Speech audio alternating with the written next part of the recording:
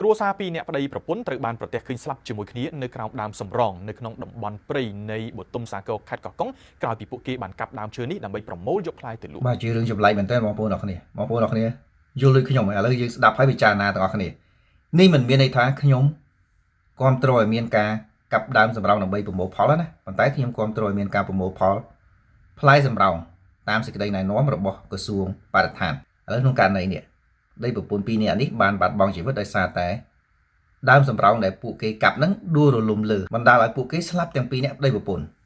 ជារឿងចម្លែកមែនទែនបងប្អូនអរគ្នាមើលរូបភាពនេះបើសិនជាខ្ញុំគិតមិនខុសទេនេះគឺជាសាកសពផុសប្រពន្ធដែលបានបាត់បង់ជីវិតដោយសារតែដើមសម្រោងពីរដើមដួលសង្កត់ពីលើដើមសម្រោងទាំងពីរហ្នឹងប្រពន្ធគ្នាទេបងប្អូនអរគ្នាមើលប្រហែលគ្នាធំជាងគ្នាបន្តិចបន្តួចទេអញ្ចឹងបើសិនជាកាប់ដើមសម្រោងមួយដើមដែលមានទំហំប៉ុណ្ណឹងវាមិនអាចបណ្ដាលឲ្យដើមសម្រោងមួយដើមទៀតបាក់ទេបើវាសង្កត់ទៅលើដើមដែលប្រពន្ធគ្នាហ្នឹងគឺជាអ្វីដែលខ្ញុំឆ្ងល់ហើយរបៀបដែលគេ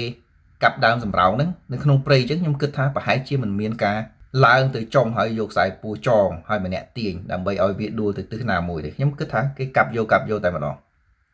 ហើយអ្នកដែលកាប់ដោយប្រើអាណាយន្តចេះគេដឹងហើយគេចង់ឲ្យវាដួលទៅទិសណាគេកាប់មួយជាហៀងទៅហើយគេកាត់ខ្នងមួយជាហៀងទៅវាដួលហើយអញ្ចឹងបងប្អូនអរគ្នាពិចារណាអរគ្នាគ្រោះថ្នាក់នេះមិនមែនជាករណីដើមសម្រោងដួលដោយសារតែគ្រោះធម្មជាតិទេប៉ុន្តែគឺជាករណីដែលជនរងគ្រោះទាំងពីរហ្នឹងធ្វើការកាប់ផ្ដួលរំលំហើយវាដួលមកលើខ្លួនឯងអញ្ចឹងជារឿងចម្លែកបងប្អូនអរគ្នាបើសិនជាឧទាហរណ៍ឥឡូវប្រពន្ធយើងឲ្យសេណារីយ៉ូមួយប្រពន្ធជាអ្នកទាញខ្សែចុះបើសិនជាដើមសម្រោងនឹងដួលទៅលើប្រពន្ធប្តីនៅអង្គុលជាអ្នកកាត់ផ្ដាច់គល់នេះហេតុអីបានទៅនៅក្រោមដើមសម្រោងនឹងដែរអាហ្នឹងគឺជារឿងចម្លែកបន្ទាប់មកមានដើមសម្រោងពីរសកត់ទៅលើប្រពន្ធហើយនឹងប្តីហ្នឹងផ្អែកតាមរបាយការណ៍ពីសមត្ថកិច្ចខេត្តកោះកុងមានការកាប់រំលំដើមសម្រងដើម្បីបេះយកផ្លែចំនួន3ករណីនៅឆ្នាំ2025នេះនឹងបង្កឲ្យជនរងគ្រោះស្លាប់បាត់បង់ជីវិតសរុបចំនួន4នាក់តើបងខ្ញុំចាប់អារម្មណ៍នឹងការដែលគេនិយាយថាក្នុងឆ្នាំ2025នេះមានមនុស្សបាត់បង់ជីវិត4នាក់ពី3ករណីហើយតាមអ្វីដែលគេប្រាប់យើងហ្នឹងប្តីប្រពន្ធពីហ្នឹងគឺជាករណីចុងក្រោយករណីទី3អញ្ចឹង2ករណីមុននោះមនុស្សដែលបាត់បង់ជីវិត2នាក់មុននោះគឺជាករណី2ដែលតម្លៃពីគ្នាអញ្ចឹងមានន័យថាក្នុងចំណោម3ករណី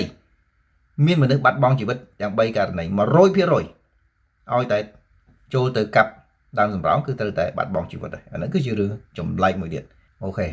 បងប្អូនទាំងគ្នាធ្វើសេចក្តីសន្និដ្ឋានដល់ខ្លួនឯងជាពិសេសតកតងទៅនឹងករណីចុងក្រោយប្តីប្រពន្ធពីរនាក់នេះ